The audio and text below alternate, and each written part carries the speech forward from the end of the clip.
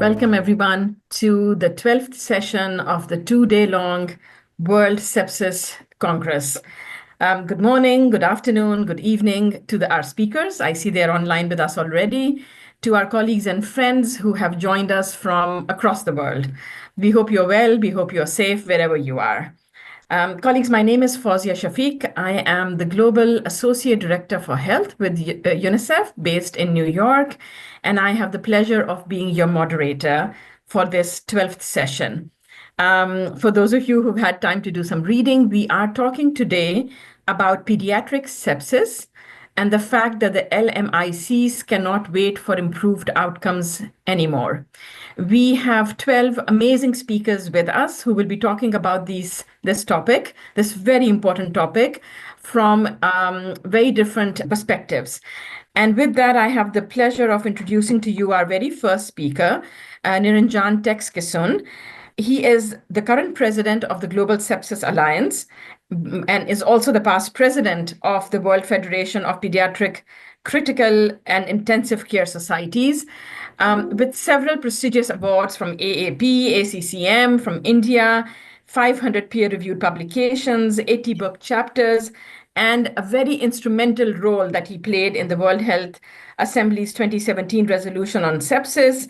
In text, we have not just an illustrious career, but also a professional who's dedicated to improving the lives of children. And that is such a noble work. Tex is talking to us today about how to use the Phoenix sepsis criteria in the LMICs. With that, Tex, over to you. Thank you, Fawzia. It's really a pleasure to be here, and colleagues from across the world, I bring you greetings again from Vancouver. As you heard, I'm going to speak about the Phoenix criteria and score and how useful it is in resource-poor settings. And the reason I've chosen this topic is because of the fact that there have been a lot of confusion of what the Phoenix score is useful for, what it really does, and how we can use it. There has been a lot of crosstalk across the world, and I thought this would be very useful. And when we speak about LMICs, I think LMICs is really a very sort of diffuse term, and it does not really describe what we are really meaning. So if we look at a global under 5 deaths as a proxy for sepsis, we can see from World Mapper, the area of the landmass is sort of representative of the number of under 5 child deaths. We can see much of the deaths are concentrated in Africa, mostly sub-Saharan Africa, and in Asia.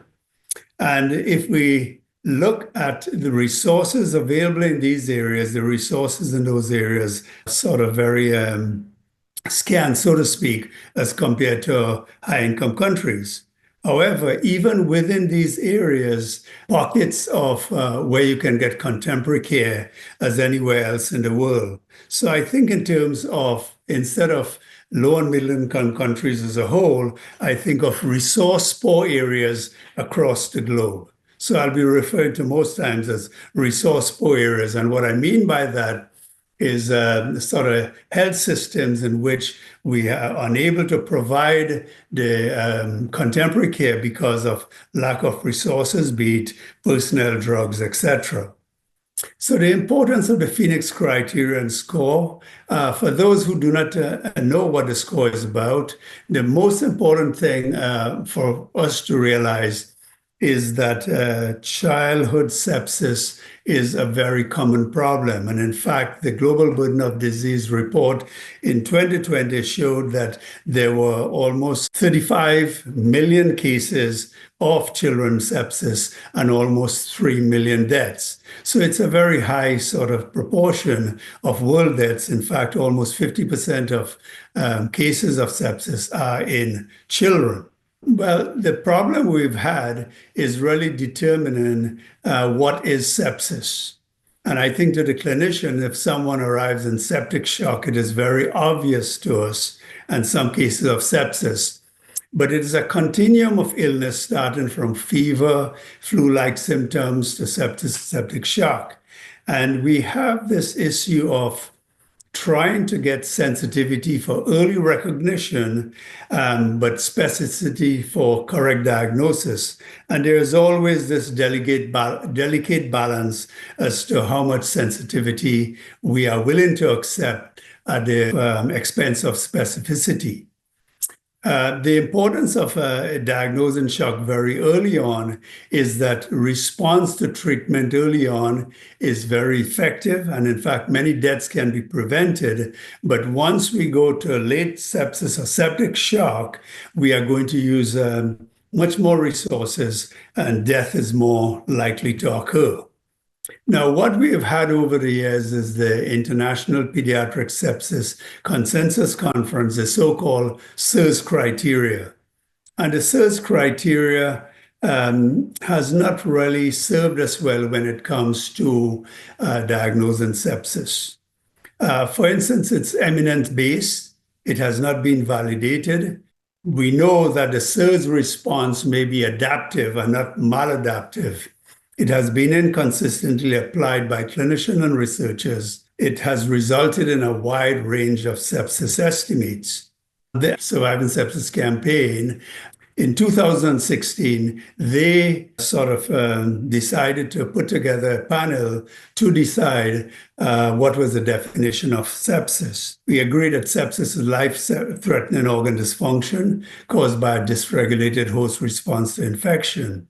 So what the task force did, they formed the so-called SOFA criteria, but at the same time, they said this was only for adult patients and that definitions in pediatric needed to be formulated to take into account age-dependent variation and pathophysiological ranges, etc.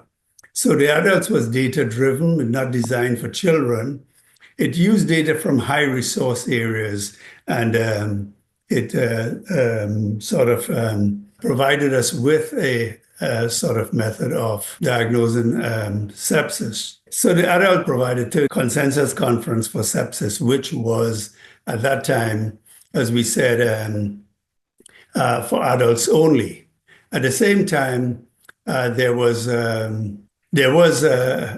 move ahead that pediatrics should have. So what we decided to do is put together a task force in June 2019 to look at a definition for pediatric sepsis. We had 10 study sites, 6 from high-income areas and 4 from poor resource settings. And the criteria for inclusion was there should be an electronic health records and data from 2010 to 2019. We assembled a cohort site of 3.6 million children that the hospital encounters less than 18, of which 3,000 were using the development set and 581 in the external validation.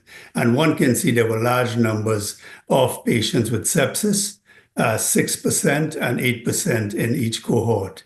And our criteria was a lot larger than the adult criteria used. What we also did to get the Phoenix criteria, we looked at the organ systems that are most vulnerable, and we looked at the parameters that are most likely to result in death from existing scores. For example, the vasoactive score, the Pilar 2 score, the SOFA score, the DIC score, and these were fed into the sepsis model. In the interest of time, I will not give you the details of that, but that led to the Phoenix score.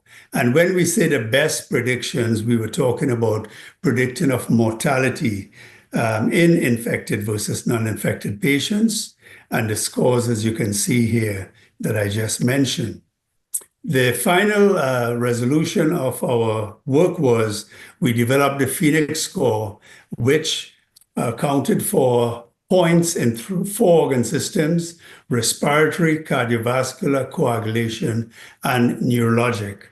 1 point, 2 point, and 3 points. The maximum score you can get is 13 points. And we define sepsis as 2 points on the Phoenix score and septic shock as sepsis and 1 point on cardiovascular score. Now, what are the advantages of the Phoenix score? It applies to all children except both hospitalizations, but from 36-week onwards.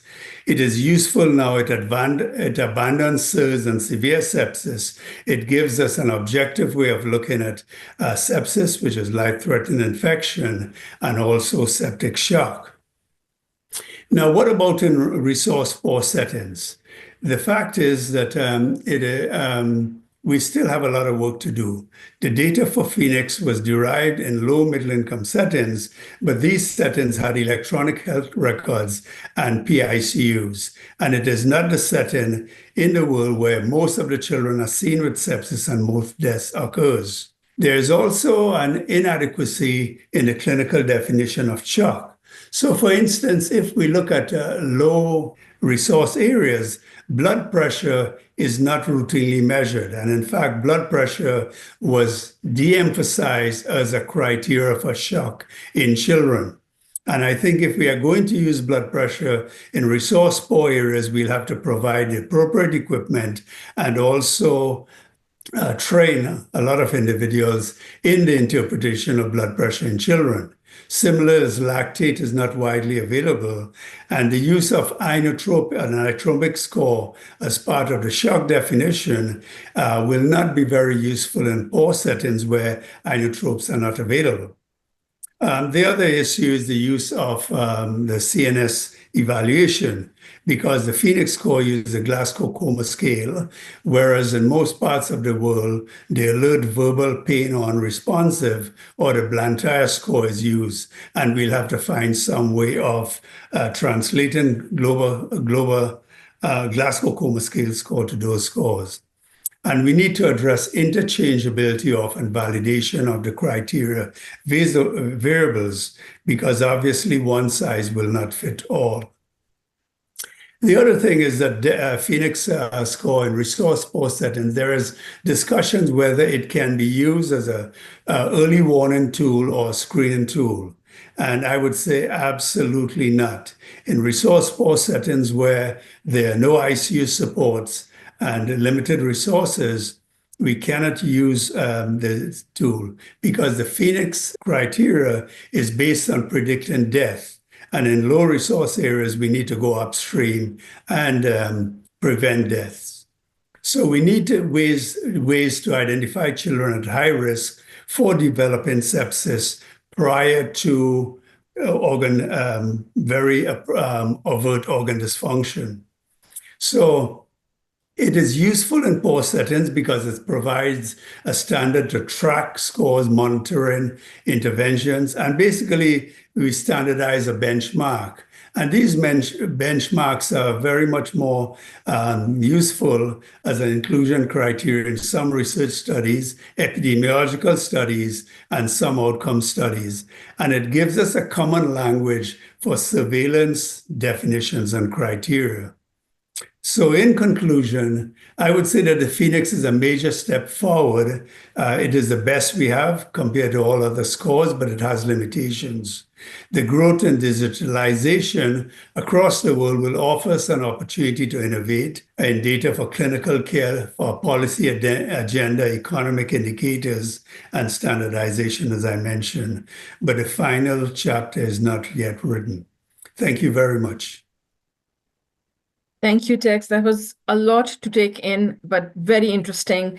You preempted, I think, a lot of the questions that came to my mind and the ones coming up in the chat from the audience, and you did respond to them in the last couple of slides. But if I may, first a question around maybe newborns. The latest report put out by WHO and UNICEF and UNFP and partners for 2023 figures says that around 2.3 million deaths annually happen amongst newborns. And we have data that says that at least 8% of those deaths maybe are attributed to sepsis. One of the questions is, does this criteria apply to the newborns as much as it does to the other older children in the under 5 age range? And then you mentioned digitization, and there is a massive drive in low-income settings to connectivity, digital solutions, digitally enabled primary healthcare systems, digital tools in the hands of the health workers. Could you speak a little bit more about how the digitization effort helps make Phoenix criteria available to the health workers who have to make some of these decisions that you just mentioned? No, thanks very much. Let me take the first one. I think that the Phoenix criteria relates to anyone greater than 37 weeks gestation. Okay, so a normal newborn would, because the physiology is reasonably well recognized, and the data includes the greater than 37 weeks. I think the other newborns, okay, especially the premature newborns, have a different physiology. And I know there are several groups doing work in this area, and we have to come to criteria in those areas for risk stratification, et cetera, and recognition of sepsis. So that is ongoing work that is separate.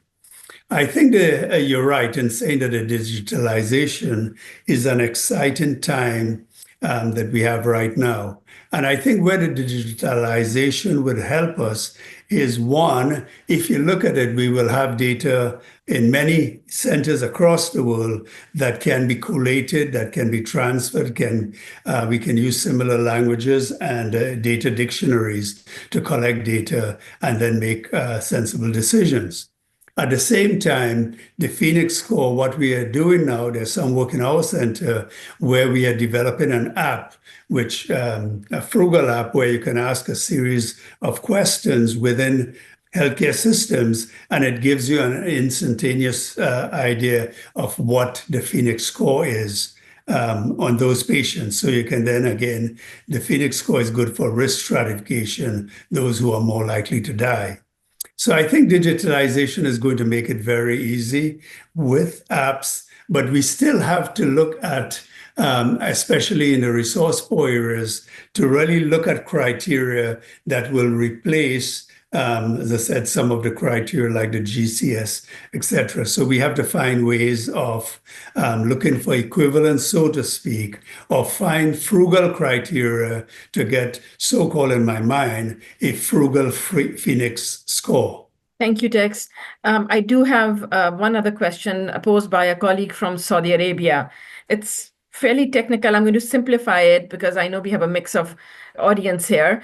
The concern, and you have partially addressed it already, the concern seems to be that the criteria is a criteria for prediction of mortality, and that concern seems to be that the score does not have any therapeutic implications. And if that is indeed the case, then using this criteria alone, would it not lead to delayed action on part of the healthcare providers who might be using it? Yes. No, I think that that's a reasonable question. I think the point is, as we said, right now I see the Phoenix score being used more likely in the resource-rich units where you can get all the tests very quickly. Okay. And again, it identifies those who are highest risk for mortality, and hence you can start interventions and do studies that may intervene and decrease mortality. Also, in resource poor areas of the world, if we look at a Phoenix score of 2, in high-income countries, the mortality was about 3 or 4%. In low resource settings, it was 24%. So you can see that the Phoenix score will have to be calibrated differently in resource poor settings. And maybe a score of 1 only will be needed in resource poor settings to say this is sepsis. But this is ongoing work right now. I think we have some work going on to address this very same issue. But the problem in resource poor areas where we have data is the issue of missingness. So we don't have all the tests to determine that. But it's too early to use. As I said, it cannot be used as a score right now, as a trigger tool, as a recognition tool, or be the initiator of a bundle in the emergency departments. It's too early to use it for that. Thank you, Tex. So space to watch and more to come then from your side and colleagues on this particular score, and it's used in low resource settings. Thank you so much. Let me pass on the congratulations and thanks of the colleagues who are typing in the chat. With that, colleagues, let me introduce to you our second speaker of the day, Dr. John Appiah. He's a fellow of the West Africa College of Physicians, Ghana College of Physicians and Surgeons, and Colleges of Medicine, South Africa. With over 20 years of experience of practicing pediatric critical care and research, but especially given his focus on sepsis, critical care training, and palliative care in multiple countries in Africa, he is so well placed to talk to us about the second topic of the day, which is progress in sepsis care in the LMICs. John, with apologies, we are running a few minutes behind time. You have 10 minutes, and I will prompt you at 8 minutes to start winding up. Over to you, please. Yeah, thank you very much. I'll quickly run into, hopefully spare some time for all of us. Anyway, so thank you very much for the invitation to present. And then my talk will focus on the progress that we've made. When I got the topic, a few questions ran through my mind. How do we measure progress? What progress have we made? And then how do we make further progress? And I guess focusing on what who I'm representing now, I'll be tapping on or talking about what has been done by the World Health Assembly and then also WHO in this area. But then before then, what is known about sepsis management, sepsis care in resource limited setting? We hear this over and over again that low middle income countries are saddled with poor outcomes, which is a fact, and that text just highlighted that. And then this we know is boiled down to low awareness, lack of knowledge, education of healthcare workers, even patients saying soup. Changing definitions and limited applicability confuses so many people and in these areas. And then lack of policies and clinical guidelines for sepsis management for low resource settings. Shortage and lack of appropriate antibiotics with also changing etiology. Several of them. However, in terms of what we see moving in the direction of progress, which I will measure as progress, include leadership and coordination. And this I'll highlight some of the work that Global Sepsis Alliance have done. They have pushed and established in different regions, continents, Sepsis Alliance in these continents like African Sepsis Alliance, Asia Pacific Sepsis Alliance, and then also the Latin America, South American Sepsis Alliance. So all these leadership and then coordination aspect, which is very important to be able to push and then the sepsis agenda to the forefront. It's very important and understand that bridging the clinical management gap is need to be pushed further. Resource limited settings, by virtue of the fact that they don't have the resources, have challenges in managing patients. Most of the patients, even in some resource endowed settings, do manage cases outside the ICU. Yesterday, Ling actually showed that in places like Japan, only about 17% of patients with sepsis actually are managed in resource endowed settings. Having done that, tailored treatments, sepsis management guidelines need to be developed, and Surviving Sepsis campaign actually took that step, the last few publication work that they have done.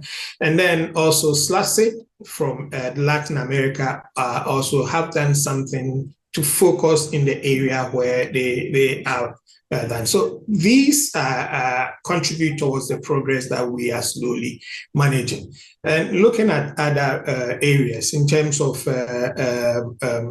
etiology, in terms of population that patients are affected, are they the same? There's variation in these areas. Publications coming out of India, publications coming out of Africa indicates that the work actually is being done, and that's progressing, elucidating causes. We understand some pattern of mortality outside the hospital after discharge. So basically, all these actually shows the progress. Now, what actually is being done by the World Health Assembly? We've had resolutions. One major resolution which focuses on sepsis, which is was passed the 29th May 2017, which towards improving the prevention, diagnosis and clinical management of sepsis. And this serves as the impetus. The Assembly represents virtually all the countries in the world. And with this resolution, it pushes the rest and everybody to get on board in terms of contributing towards reduction in or improvement in care, such progress. There are other resolutions which is not directly naming sepsis, but this contributes to the care of sepsis. Sepsis, we all consider sepsis as an emergency situation with time-bound interventions that's required to improve outcome. Resolution on emergency care systems for universal health care, covering community, even care in the community, care outside institutions, and then care within institutions. These resolutions actually have led to significant progress in many countries, and it will have direct impact on sepsis care. Integrated emergency and critical care, this actually came a couple of years ago, and this was in the context of the COVID, when we realized that critical care services, emergency services were so poor in many places in low resource settings. Based on this, a number of movements have been made, and then increasing access to medical oxygen. There are places in Africa where only 40% of children who required oxygen for management of pneumonia actually were receiving that. But with this, we've seen significant improvement in that. With resolutions, the next step is for WHO to move forward. So the next step was for what WHO is also have been doing. In terms of progress, last year, getting to the latter end of last year, WHO published the management of severe bacterial infection in infants aged between 0 and 59 days. Supportive care, we have clinical care of severe acute respiratory infection, providing basics for managing patients with requiring respiratory support and others. Also, the AWARE antibiotic book have been published to guide management of patients with sepsis. What is in the pipeline coming? Let me say fundamentals of medical oxygen systems followed the publication of the resolution on oxygen systems. And this provides a guide in the use of oxygen production to the utilization, clinical care aspect of that. There's more work to be done, but a couple of publications are in the pipeline that hopefully should also present a strong guide for management of sepsis. First one is the guidelines on clinical management of sepsis, which will cut across all age groups. Hopefully will provide guides for resource-limited settings. And then finally, the guideline on fluid management of acutely ill children. This directly will feed into some aspect of sepsis management, which we know hopefully is going to provide expanded guidelines for management of patients with sepsis across the world. Clearly, in conclusion, we haven't had a major, we can quantify and say we have major improvement, major progress. But I would say the foundation is being laid or has been laid for major progress to be seen in the next few years as we all contribute and work together towards achieving where we all want to be. Thank you, and over. Thank you, Dr. Appiah. A lot of food for thought, but really exciting to see all these guidelines, because I think if we go back just a few years, we were lacking these guidelines, especially for resource-constrained settings. So it's really amazing to see all of this coming up. We do have a couple of questions for you, and one of them is, we have seen in other areas that even when we are successful in developing evidence-based guidelines for how to do things better in resource-constrained settings, we very often fail in making sure that these guidelines are operationalized within these countries, that the health workers have access to them, are trained in them. And so if you could speak a bit about what are the efforts that are already underway or that are being planned to make sure that these guidelines make their way to the right hands. And then link to that a second question. Even if you have the best trained doctors and nurses and other medical staff, and oxygen is a very good example, how do we make sure that they have access to resources beyond their own knowledge to be able to deliver these services? And then if time allows, one of our participants has asked a question around what, in your view, is the best diagnostic criteria for LMICs? And I know that's a question. Over to you, please. Yeah, thank you very much. So the issue about guidelines uptake is operationalization of guidelines is a real problem which we know is an issue. So efforts are being worked on to ensure that when guidelines are developed, we collaborate with clinical partners who will be able to implement this. Collaborative effort in terms of collaboration, in terms of working with ministries and then government to adapt the guidelines to their own setting, contextualizing it to ensure that these work. What WHO does is that when they publish their guidelines, the guidelines are generic, and we work with ministries and countries to adapt it to suit their environment. The next step will be to disseminate it widely across countries. Other areas that we're looking at is looking at how to make it accessible in terms of presentation, in terms of using present resources available, like online resources, applications that can be used easily. In terms of the question on availability of resources.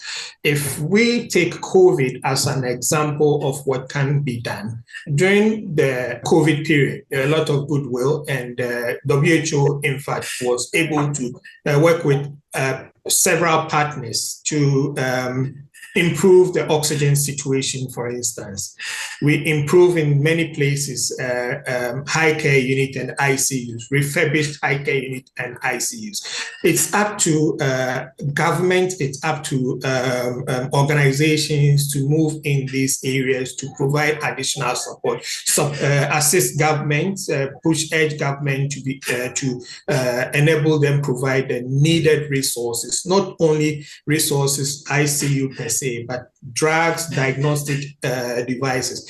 I think when it comes to the best diagnostic tests currently, we've had chat discussions on best diagnostic tests in the past 24 hours. We don't have one specific test that we say can identify sepsis. We have different tools that are available, but they are promising diagnostic tests slowly being developed, and hopefully that we'll begin to see some of them on the market to assist with that. And that's a huge problem. We need to identify correctly what is going on. We need to identify the pathogens that we are dealing with. We need to provide the supportive care that patients are needed, aside the antibiotics when they are required. Thank you, Enova. Let's have Teresa. Teresa's slides are up. Teresa, let me say, a colleague. Well, we've known, I've worked with her in several areas.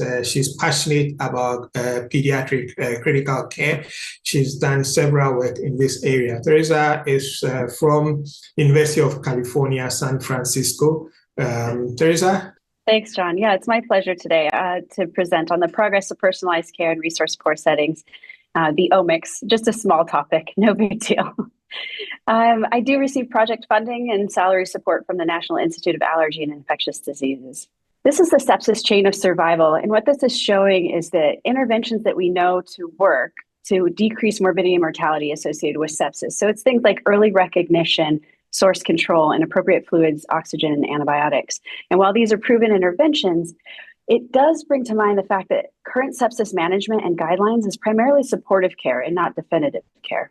And we know that sepsis is a life-threatening organ dysfunction. It's caused by dysregulated host response to infection. So that means that not only is the patient important, but also the pathogen that's causing the infection.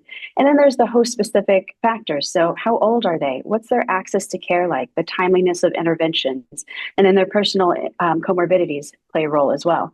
So really, sepsis is a heterogeneous clinical syndrome, which makes it actually ideal for a personalized care approach. What do I mean by a personalized care approach? Well, that's an approach that takes into consideration the patient's characteristics to be able to predict the prognosis, diagnosis, and/or treatment. Now, to be able to understand a personalized sepsis approach, this concept of enrichment is key. So what enrichment means is if you start with this heterogeneous cohort of patients with sepsis, as clinicians, often the first question we have is, which patients do I need to be most worried about? Who are the patients with the highest risk of mortality? If we could separate patients into two different subgroups, that's prognostic enrichment, into the low mortality risk and the high mortality risk. And then even within those within the high mortality risk, even they have different pathophysiology underlying their risk of mortality. And so if we could then further subgroup them by their underlying biological mechanism, that's called predictive enrichment. And importantly, that now gives us a potential therapeutic target. Now, ultimately, the goal is to be able to use prognostic and predictive enrichment for both clinical trial design and ideally, ultimately, for clinical decision-making at the bedside. Now, machine learning and latent class analysis techniques, amongst others, have identified what we consider sepsis phenotypes, which are phenotypes or essentially clinical features that are similar between different subgroups of patients or different patients. And transcriptomics have identified endotypes. And so those are groups of patients that actually share biological similarity at the gene expression level. Now, there are lots of different omics, and today I'm just going to focus on the RNA, so the transcriptomics, and the protein proteomics or biomarker analyses. Multiple randomized control trials in adult studies have actually used predictive enrichment, but unfortunately, they've yet to show that there's been an improvement in outcomes. If we look at some pediatric sepsis data, however, Hector Wong and his group retrospectively combined a prognostic enrichment technique. So they used the biomarker persevere mortality prediction model along with endotyping. And they were able to identify a subgroup of children who actually benefited from corticosteroids. And so what this is showing is that children who are in endotype, septic shock endotype A, and in the high-risk persevere group, if they received corticosteroids, the relative risk of a complicated outcome was 1.03. But for endotype B, that same combination was now all of a sudden quite protective with a relative risk of 0.09. And this is really important because this means that there are subgroups of patients that could respond well to therapy. I also want to highlight the work that Matt Cummings is doing in Uganda. And in this study, it's a prospective cohort study in adults who are hospitalized with suspected sepsis in Uganda, and they did whole blood RNA sequencing. And then they attempted to assign participants to a sepsis endotype that had been developed in a high-income country. And there were actually two different gene classifiers or models that they used and compared the outcomes between those two. And what they found was that there was actually very poor alignment and agreement between the classifiers. So over half of the participants actually switched how they were categorized within the endotype, depending on which classifier which was used. So the authors concluded that while there was some shared biological and clinical features with high-income cohorts, actually context really mattered, and the models that had been developed in high-income countries may not be relevant for resource-limited settings. So context matters. Specifically in this cohort, there was a high prevalence of co-infections, so HIV, TB, and malaria, which were not present in the high-income country cohort, and there were major differences in the host pathogen profile. So I want to revise my statement. So sepsis is a heterogeneous clinical syndrome, but it's also impacted by context, and it's still ideal for personalized care. So if we go back to our picture of sepsis, we know that patient-level factors could then actually be different based on context. So if we think about the pathogens, as John was saying, maybe there's malaria, dengue, more viral sepsis. Now we also have to take into consideration prevalence of co-infections. How does that change the host response? And younger population demographic shifts as well. And regarding access to care, health systems that are weaker will have increased delays to care, which can certainly affect pathophysiology and outcomes ultimately. And finally, comorbidity is different based on population. So in the population I study, malnutrition, for example, is very prevalent. Unfortunately, even though the majority of the burden of sepsis falls in resource-limited settings, most of the evidence to date has been generated in high-income countries and amongst those in adult populations, which is what prompted us to do our pediatric severe sepsis in Tanzania study. So this is a prospective cohort study at Muhimbili and Dar es Salaam in children 28 days to 14 years with severe sepsis. We followed children from the time of presentation to the emergency department till discharge or death. And we screened almost 9,000 patients, enrolled 392, and have plasma available for biomarker analyses and whole blood available for RNA and transcriptomics. I just want to show you a few of the things from that study. The first is that we did a gene set enrichment analysis. So again, trying to get at the underlying commonalities and pathways to be able to potentially in the future identify a therapeutic target. And what this is showing is the gene pathways that are upregulated and associated with mortality versus those that are downregulated with mortality. And there's a very strong signal that the neutrophil degranulation is associated with mortality. And so that tells us that amongst those who died, there's a commonality in the pathway. We then analyzed plasma biomarkers associated with inflammation and endothelial injury and did a latent class analysis to try to see if there were underlying subgroups where the patients would naturally kind of cluster. And they did cluster into two main phenotypes. And what you're seeing here along the x-axis is the biomarkers in order. And then this is the standardized mean. So it's essentially standardized ratio of or standardized mean of the concentration so we can compare across the different biomarkers. And what this is showing is if you look at the red line, for almost all of the biomarkers except for bicarbonate and protein C, the red line has substantially higher concentration of all of these inflammatory biomarkers as compared to the blue line. So we nicknamed these two phenotypes the hyper and hypo-inflammatory. Now, what's really interesting about this is that if we then look at those two phenotypes and some of the clinical presentation signs, we see that those who are in the hyperinflammatory group actually presented with more breathing difficulty and altered mental status. So they have a clinical phenotype. And also importantly, they had higher in-hospital mortality. So they also had differential outcomes. Similar to what Hector Wong and his group did, we were really curious to know if there was a treatment effect with steroids. And so here what we're looking at is using the hypoinflammatory no steroids as a reference group. We looked at whether patients got steroids and by their subgroup or by their phenotype. And what we found was actually the patients who were in the hyperinflammatory group who received corticosteroids had a protective effect. Their odds ratio for mortality was 0.2. And you compare that to the two other groups where they actually had increased odds of mortality. So this is a differential treatment effect. So again, we're seeing that if we can identify the right phenotype or subgroup of patients and provide them with the correct therapy, there is potentially a protective effect that could be harmful for others. Thus showing how important it is to be able to understand these subgroups and phenotypes and endotypes within sepsis. So there's still a lot of work to do. So much like both Tex and John have said, really the work is just beginning. So one of the key things we need to do to be able to translate this to resource limited settings is to develop a simple model that includes only clinical data and point of care biomarkers to be able to predict a sepsis phenotype. Now, if we're able to do that, we have the potential to do prognostic and predictive enrichment strategies even in resource limited settings. We need to further explore endotyping in this population, which is something that's in process right now. But importantly, we need to continue to explore pediatric sepsis phenotypes and endotypes in different patient populations and settings, because again, context matters. So in summary, sepsis is a heterogeneous clinical syndrome. It is characterized by patient-level variability, but also context-dependent factors. And so it requires a personalized care approach. These concepts of prognostic and predictive enrichment are key to personalized care. And the goal is to use these enrichment strategies so that we can design clinical trials and eventually use them for real-time clinical decision-making at the bedside. And to be able to do this, we need to understand the sepsis molecular signature of a patient. That's really the only way I think that we're going to move the needle to be in improving sepsis management and outcomes. And with that, I just want to say thank you there's many people who go into doing this work, including the team at Muhimbili. And I also want to call out in particular Dr. Van Fan, who helped with the gene set enrichment analysis, and Scott Oltman, who helped with the latent class analysis work. Thank you. Thank you, Dr. Teresa, and my apologies to all those who are connected. My screen froze for around 30 seconds and I was able to not introduce you, but John did a good job. I did also want to mention that you are part of two very interesting groups, the task force that works on resource limited settings around, the Society of Sepsis Care.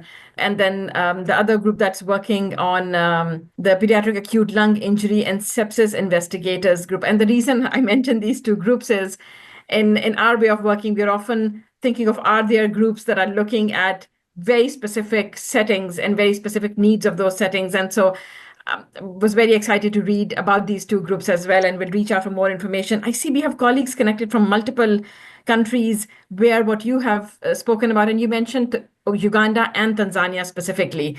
We have colleagues from Sudan, from Peru, from Ethiopia, from Nigeria.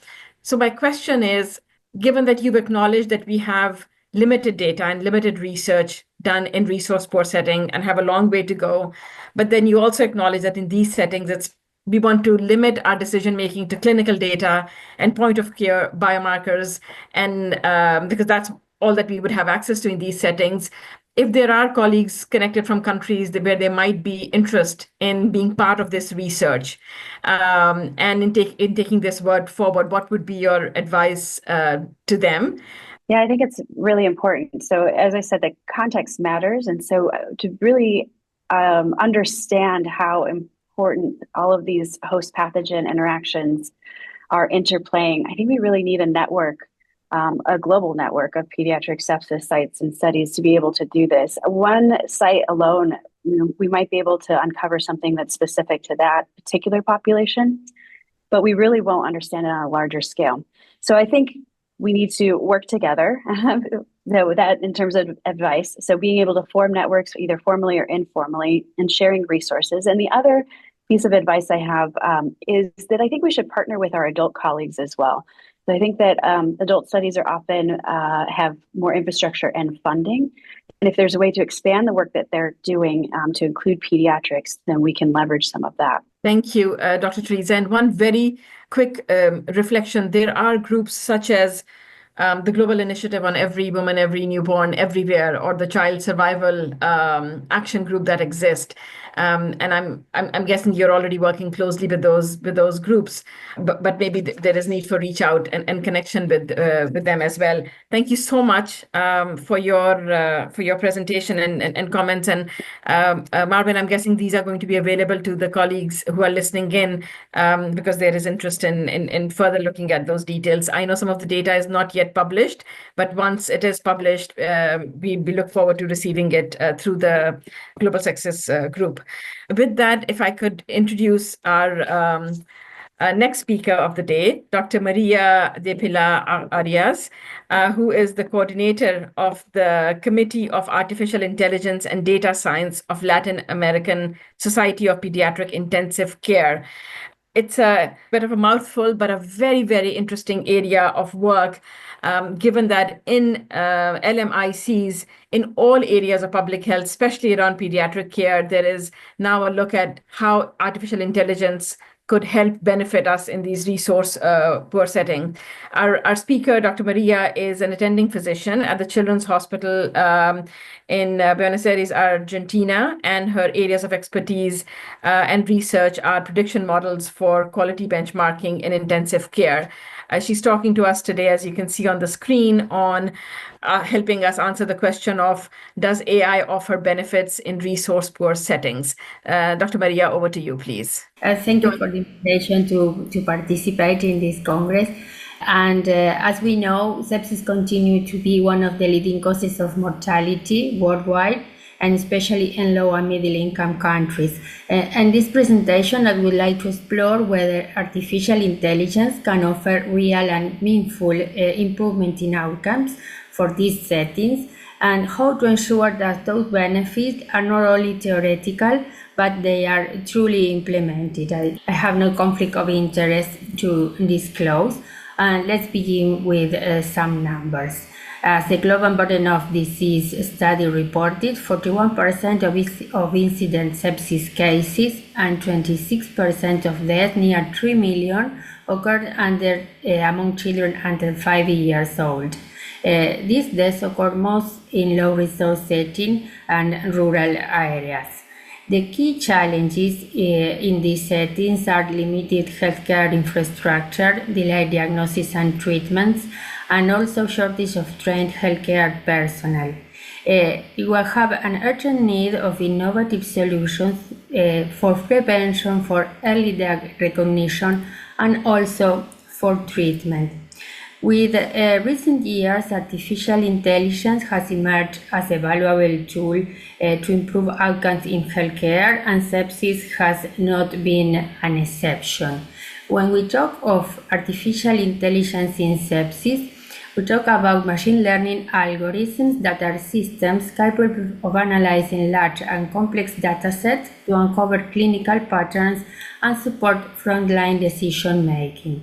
They can help in diagnosis, treatment, in outcomes, and also in public health. They allow to detect early clinical deterioration, allowing early warning scores. And they can also recommend personalized treatment according to microbiology, different subtypes of sepsis, and this improves the clinical decision making. By predicting death rate in patient time and need of resources in real time, they can help to optimize resources where these are scarce, and they also enhance the capability of disease epidemiology and disease. In this case, artificial intelligence is a strategic tool to enable more equitable and effective care. We know that predicting sepsis in children is challenging because of maturation-based and age-related clinical differences, because we have different heterogeneous presentations across age group, but because the pathogen prevalence and the resistant patterns vary widely between regions and health system capacity and also vaccination coverage, because we have absence of age-adjusted vital sign thresholds, and because it overlaps with other febrile illnesses and syndromes. This is amplified by comorbidities and non-specific symptoms and common febrile infections than in places where the workload is high and there's a scarce trained personnel. It's difficult to make a difference between sepsis and other syndromes. In this scenario, artificial intelligence can be of help to predict sepsis in children. Machine learning algorithms are good when applied to electronic health records, but in these cases we need to consider age-specific risk factor and physiology. We must consider that there are regional differences in disease burden, and also that we have to have data, local epidemiological data represented in this algorithm.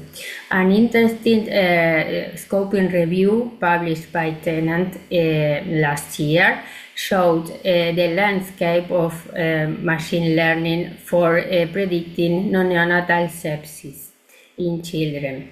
And this interesting revision showed that we have a wide variability in current literature. Most of the study designs were retrospective, most of modeling approach were logistic regression, but what is interesting, only 18% were clinically implemented, and most of the models were trained in pediatric intensive care units or emergency department of high resource setting, most of them in North America. There was a lack of standardization of definition, validation methods, and endpoints, and limited integration of human factors, like few studies addressed the clinical use aspects. In this sense, this highlights we have to need standardized frameworks for the development of these models and to make greater focus on clinical integration and human factors. In low middle income countries, the machine learning models can be of help for diagnostic assistance. In these settings, generally, the diagnosis is made by clinical suspicion because of lack of many laboratory data. And this leads to overuse of empirical antibiotics and the growing increase of antibiotic resistance. An interesting study published by Arbu in 2024 showed the potential of genomic and multi-omic signatures plus artificial intelligence to enhance diagnostic precision in neonatal sepsis. However, most of these studies were in proof of principle studies and were done in high-income countries, but require validation in low-income settings. Beyond static models, the combination of machine learning with smart POS application and digital diagnosis may integrate molecular and physiological data at point of care and to enable early detection and clinical decision making. In this sense, artificial intelligence offers a transformational potential to bridge diagnostic gaps, but we will require local validation and co-design with frontline healthcare workers, and also investment in digital structure and data quality. Other from diagnosis, as Teresa spoke previously, artificial intelligence can be useful for personalized treatment plans. As sepsis has a high clinical variability, one-size-fits-all treatment is ineffective. This model can, based on immunophenotyping and endotype classification, can guide personalized treatment. This increases the improved efficacy, reduce adverse effects, and are useful to real-time monitoring for dynamic treatment. Also, wearables and real-time monitoring systems are being tested in low and middle-income countries. The artificial intelligence models aggregated with real-time monitoring systems facilitate early detection of sepsis complications, adjust the treatment according to real-time data, and this will improve outcomes. Important studies published by Garvan in emergency department in Rwanda and also in pediatric intensive care units in Bangladesh use wearable sensor devices to monitor children, and they found a high agreement between the measures by the wearable sensor and the measure for research nurses.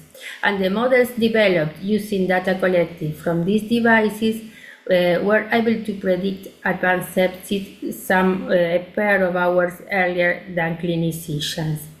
Also, artificial intelligence can be used for outcome prediction. In fact, there's a model, a random forest model, that was published by Kissoon et al. To predict mortality in children in rural Rwanda. The best performing model only required 4 variables collected at hospital admission, and all were clinical variables with a high negative predicted value. However, these are the potential benefits. Let's talk about some challenges and limitations that are very important. First, the limited generalizability. Artificial intelligence models trained on specific populations often lose accuracy when they are used in a new diverse setting. So there's an urgent need for inclusive and representative databases across different demographic and geographies. Algorithmic bias is a very important challenge. The models trained in imbalanced datasets or datasets from high-income countries can reinforce health disparity and underperform in low-middle-income countries. So these models need external validation and monitoring of bias in a paramount way. Ethical and regulatory barriers are also important. Data privacy, data protection, algorithmic transparency are critical. In low-middle-income countries, weak data protection law may compromise patient privacy and data security, and the absence of specific regulations can hinder the adoption and integration of these models. We need to talk also about the availability and the quality of data. the most low resource settings don't have reliable electronic health records. So the data can be incomplete or fragmented, no standardized data inputs, and this can cause reduced model accuracy.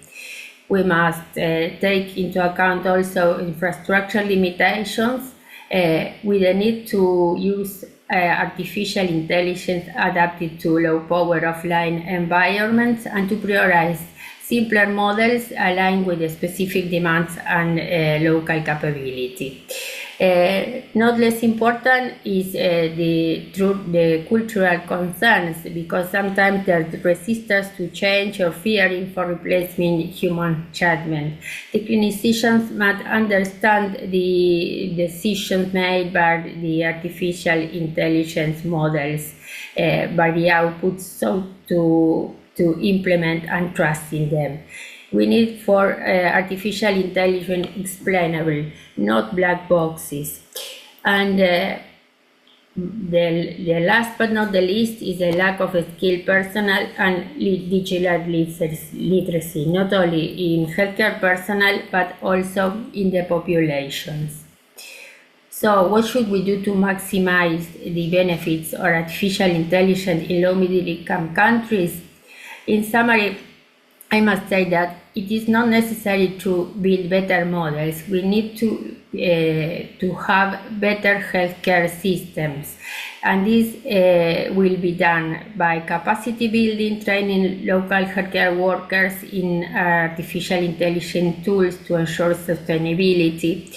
We need collaborative development. The artificial intelligence solutions must be co-designed, enlarging local communities to foster the implementation.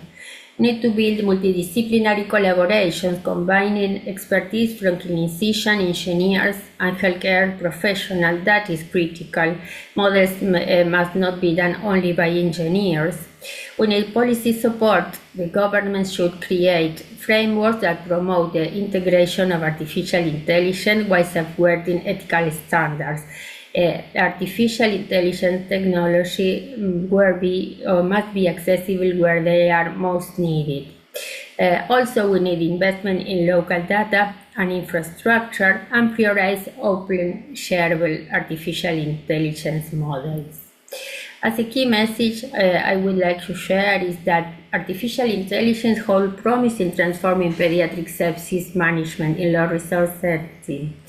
How? By addressing escalating chances in a collaborative way and leveraging artificial intelligence capability. We could move towards improved healthcare outcomes for children. To the initial question, if artificial intelligence offers significant benefits in resource-poor settings, we can say that yes, but only if we implement thoughtfully, ethically, and with a commitment to empowering health system. It's not just about technology. We need artificial intelligence that serves people, and we must address the foundational health system limitations, support local capacity, and promote inclusive and scalable digital health innovation. Thank you for your attention. Thank you, Dr. Maria. There are dozens of questions to be asked in response to what you've presented. It's such an exciting area of work. Unfortunately, the time doesn't allow us to do that, but I did want to pose one question. We are living through really difficult times in global health. Countries facing the ODA cuts from the donor countries with debt crisis, most of the resource poor setting, those countries are also facing significant debt crisis. The question that we have is, how do we make a case to healthcare decision makers that this is the right investment? Do we have any data? And I know you mentioned that there is still limited data in resource constrained setting, and a lot of it still comes from high income settings. Do we have any work, or are there plans to do any work to make an economic case with the health decision makers or finance decision makers within a country to say investment in AI generally, but investment in specific things like pediatric sepsis is sound investment, because eventually it helps you protect lives, but also economically it makes sense. I think one of the earlier speakers also spoke about how early detection of sepsis means that you will have to invest less. When you detect sepsis late, you have to invest more. So is there any sort of investment case, return on investment kind of work that we're also doing around this? I think that we just invest in local capacities because that is it's fundamental. If it's not just investing in technology, it's investing in data culture. There are some events, for example, the datathons that are not very costly, that helps to bring experience from high-income countries to low-income countries, and where the people can be co-involved in the importance of data collection and the possibility to create models based on their local needs and with their populations represented. Thank you, Dr. María. Thank you for your presentation. Thank you for that response. Just given the time constraint, we are 3 minutes short and we still have another speaker to go. With your permission, I'd like to move to our last speaker of the session. Colleagues, Dr. Suchitra Ranjit, I understand she's not joining us in person, but we have recorded comments from her. Dr. Ranjit is an internist. She's currently the chief of Pediatric Intensive Care Unit at Apollo Children's Hospital in Chennai and has extensive experience at the grassroots level in setting up ICUs in Chennai. But she has also led the work in India on initiating formal training of pediatricians in pediatric intensive training around sepsis. With that, Marvin and colleagues, if you could help us with running the message from Dr. Ranjit. Hello, everybody. To all who have joined in, this is Suchitra Ranjit from Chennai, and I'm going to be talking on the management of pediatric septic shock. Can we wait for the evidence? So before that, just a word about whether intensive care is even worthwhile in lower and middle income countries when there are so many more priorities. But on the other hand, many children, at least in India, when they present with an acute onset illness to the ICU, they're previously well and improve very quickly with appropriate support.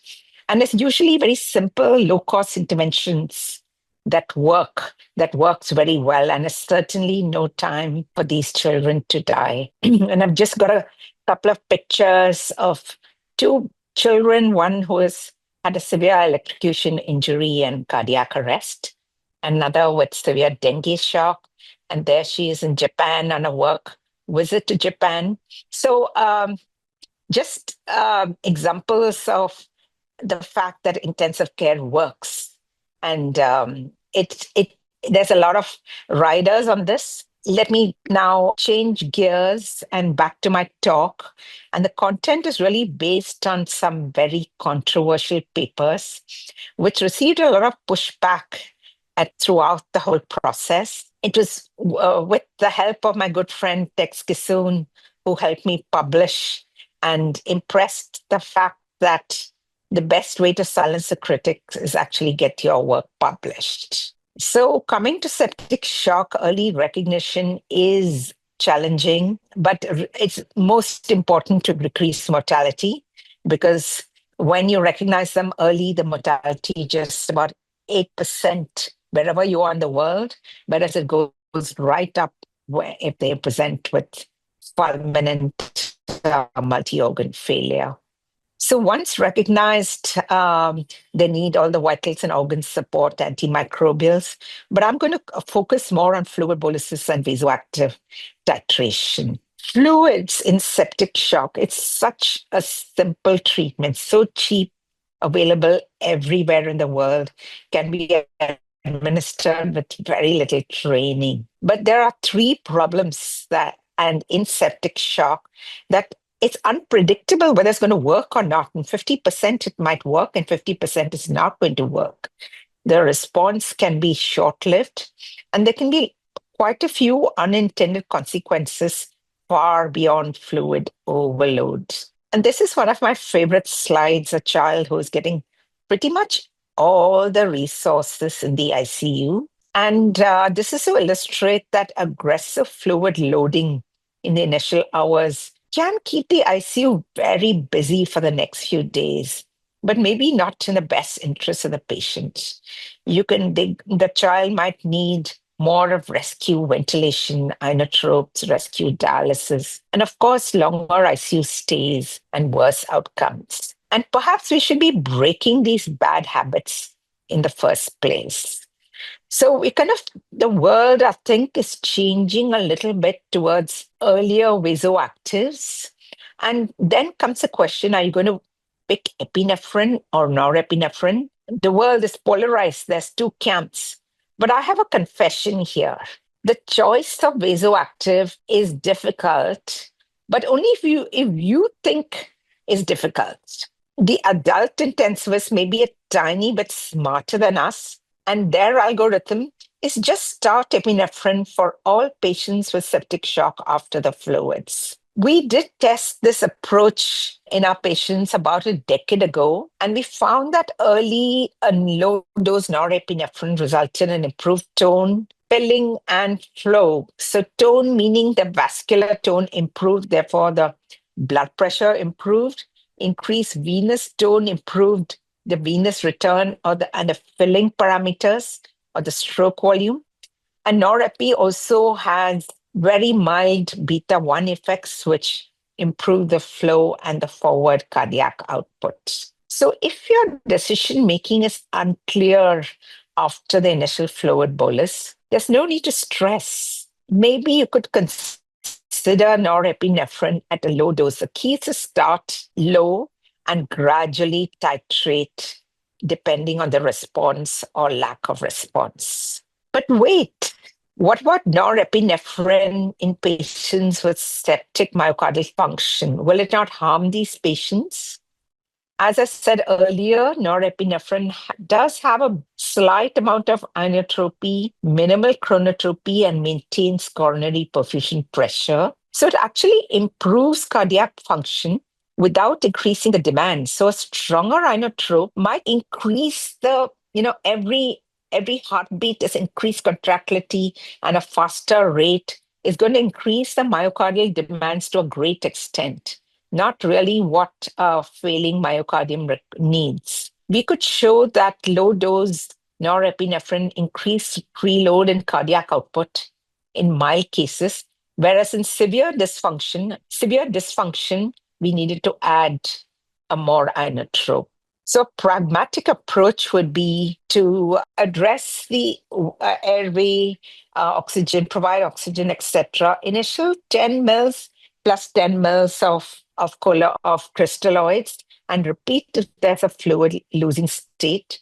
Start an early vasoactive. Any vasoactive might do, norepinephrine, epinephrine, dopamine, whatever's available, but start low and titrate up slowly. And clinical examination may guide the next step, whether you need to give more fluid, more pressure, or inotropy. So MAP targets, until the mid-2010s, we gave more and more of fluid. It was a question of who could push hardest and fastest. We aimed for the 50th centile BP targets. We automatically ventilated if the child was in moderate doses of 2 vasoactives.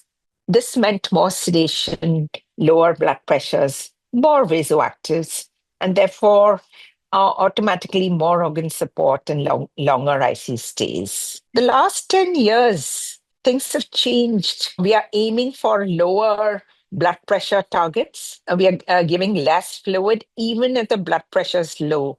So if they are hypotensive, we start norepinephrine very early. So this stabilizes the blood pressure, has a fluid sparing effect.